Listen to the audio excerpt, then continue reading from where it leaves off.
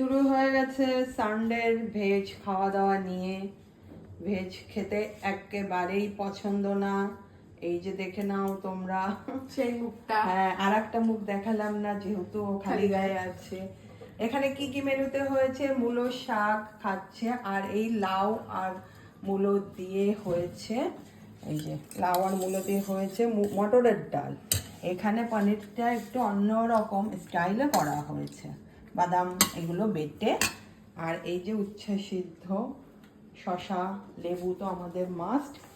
আর এই বড়াটা খুব সুন্দর হয়েছিল, কচুরগাঠির বড়াটা গরম করতে যেয়ে আবার এই পাটগুলো পুড়ে গেল, একটু কিচ্ছু করার নেই, এই খেতে হবে কচুরগাঠির।